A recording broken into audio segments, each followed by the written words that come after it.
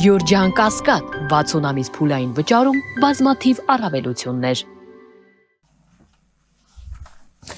Սիրելի հայրենակիցներ, քննարկում է 2026 թվականի գլխավոր ֆինանսական փաստաթուղթը, բյուջեի նախագիծը, որը կարճ հետաձևակերպումով ասեմ,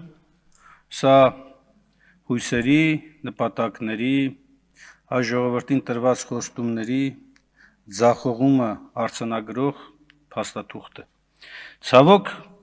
այս փաստաթղթում ոչ միայն բացակայում է Արցախ անվանումը, այլ նաև այն բոլոր հիմնական խոստումները, որոնք կապված էին հայ ժողովրդի այս կարևոր հատվածի,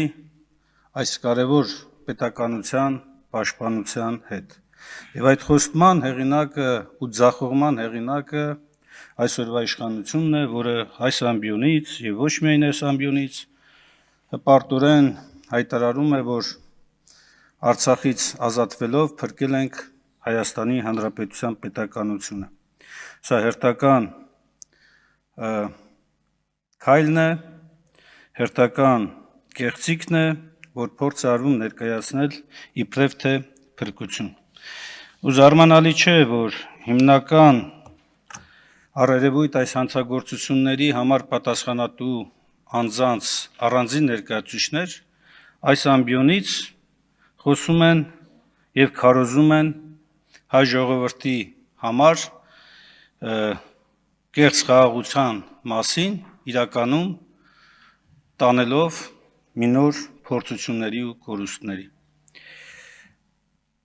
Ալեն Սիմոնյանը այս ամբիոնից խոսում է եւ ասում է, որ դուք հաջողության հասաք դիմելով դաշնակցությանը, ատելություն քարոզելով, ատելության գեներատոր իշխանության ներկայացուցիչները իշեր ցերեկ ամեն վարքյան այս եւ այլ ամբիոններից քարոզում են ատելություն, քարոզում են հայ ժողովրդի մեջ տարանջատում, քարոզում են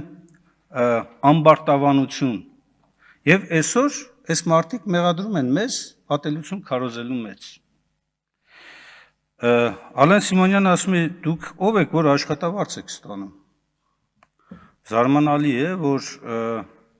դա ասում է մի իշխանության ներկայացուցիչ, որի իշխանությունից հեռացվելուց հետո բացահայտվելու են բազմաթիվ հանցավոր եկամուտներ, բացահայտվելու են բազմաթիվ վատնումներ, այդ թվում նաև հենց այսօրվա իշխանությունների կողմից իրականացվող գործողությունների եւ կոռուպցիոն գործարքների հետևանքով։ Իդեպ ասեմ, որ երբ որ խոսում ենք մենք ժողովրդի կողմից կամ ժողովրդի մոտ ավելի ճիշտ քաղաքական պատասխանատվության մասին, Ալեն Սիմոնյանը, որն ասում է, ժողովուրդն ասում է, ներկայով է խոսում, ասում է, մենակ նրանք չլնեն դիմելով ընդդիմությանը, ով ուզում է թող լինի։ Ասեմ, որ պարոն Սիմոնյանի մոտ ոնց որ 2018 թվականի շրջանն է։ Իրականում հիմա որ ժողովրդի մոտ գնում եք, այդ արտահայտությունները վերաբերում են ձեզ։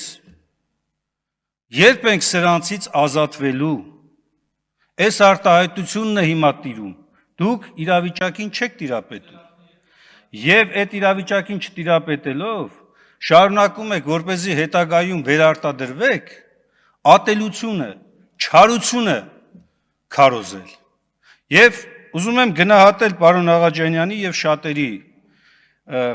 համառ եւ հետեւողական գործունեությունը լսելու հանրապետության նախագահներին, լսելու հանրապետության վերլուծելու նրանց խոսքերը, դա շատ լավ է։ Բայց շատ վատ է, երբ որ փոխարենը դասեր քաղելու, անում եք ուղիղ հակառակ հետևությունները, շարունակում եք չարություն, ատելություն քարոզել։ Եվ երբ որ անվտանգության մասին խոսում եք, եւ 1998-2008-ն եք մեջ բերում, պարոն Աղաջանյան, միակ շրջանն է, երբ որ Ադրբեջանը փորձ չի արել անգամ ռազմական որևէ գործողություն ձեռնարկի Հայաստանի Հանրապետության եւ Արցախի Հանրապետության հանդեպ։ Հաջորդ 10 տարիները Այն ժամանակաշրջանը, երբ Ադրբեջանի փորձերը ձախողվել են, միայն ձեր ժամանակաշրջանում է, որ Ադրբեջանի փորձերը ոչ միայն բերել են կորուստների, կործանումների, այլ նաև դարձրել են ձեզ էլ իրենց գործընկեր։ Դուք եք այդ մասին բարձրաձայնում։ Մեր գործընկերները, մեր գործընկերների հետ այս հանդիպումը, մեր գործընկերների հետ այս համաձայնությունը եւ այլ եւ այլն։ Այսինքն իրականում դուք ինքներդ ձեր դեմ ցուցմունք եք տվել, ձեր գործողություններով հաստատել եք ձեր հանցավոր, ձեր իշխանության հանցավոր վարքագիծը եւ շարունակում է դա ցավոք սրտի։ Ու հետեւություն չեք արել։ Գիտեք, կառավարման որակի տեսակետից չափազանց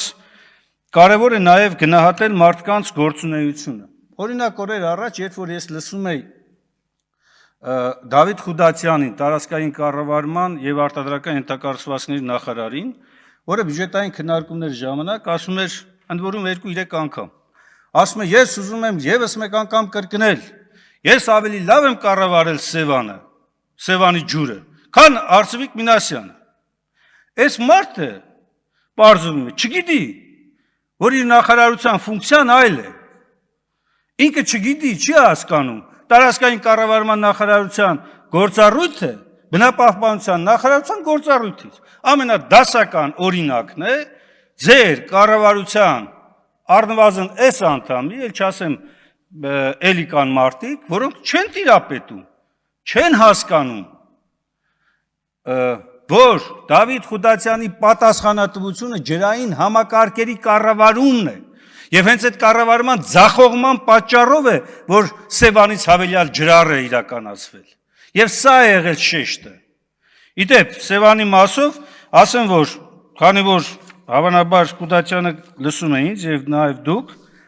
2017 թվականին, երբ ես բնապահպանության նախարար էի, Սևանի մակարդակը 1900 մետր 48 սանտիմետր էր։ Նոյեմբերի 2-ի դրությամբ։ 2025 թվականի նոյեմբերի 2-ի դրությամբ Սևանի մակարդակը 1900 մետր 32 սանտիմետր է։ 16 սանտիմետրով ավելի պակաս։ Թվում է, որ պետք է ավելին լիներ, չէ՞, բայց այդքան պակաս։ Դա բազմապատկեք 12-ով եւ կստանաք մոտավորապես այն թիվը, այսինքն շուրջ 200 միլիոն թիվը, որ պակասել է Սևանից։ Դա ավելին է, քան նույնիսկ մեկ տարվա ընթացքում Սևանից օրենքով թույլատրվող չափաքանակը։ Սա է կառավարման արդյունքը։ Եվ անգամ Դավիթ Խուդացյանը ձախողել է նույնիսկ ձեր իսկ կառավարման տարիներին լավագույն ցուցանիշ համարվող 2021 թվականի արդյունքը։ Եթե ինքն է համարվում իրեն Սևանի կառավարում իրականացնողը, ապա ինքը սրանով հաստատում է իր գործունեության ձախողման արդյունքը։ Եվ սա բնութագրական է այսօրվա կառավարության գործունեությանը, գրեթե բոլոր ուղղություններով։ Իդեպ մի կարևոր բան էլ Սևանա լճի էկո համակարգի վերականգնման ծրագրում, այս որ նաև այս բյուջեի մաս է կազմում, այստեղ կգտնեք 3 տեղ տարածքային կառավարման նախարարության գործառույթների մասով, բայց 3-ն էլ կապ չունեն Սևանա լճի բարձրացման պատասխանատվության հետ։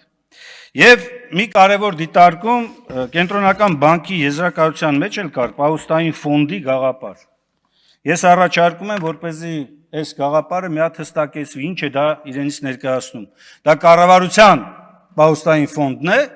թե մի նոր ֆոնդ է ձևավորվում։ Եթե այդ ֆոնդն է ձևավորվում, ապա ուր են օրենսդրական հիմքը։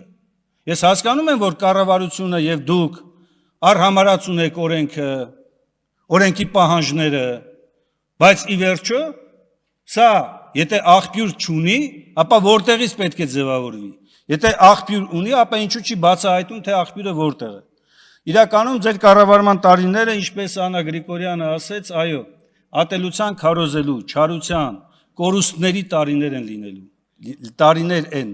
եւ հետագայում այս ամենը, որը իր հետևում ունի նաեւ կոնկրետ հանցավոր վարքագծի տարեր, բացահայտվելու է եւ մեղավորները միանշանակ կանգնելու են անկախ անաչառ դատարանի առաջ։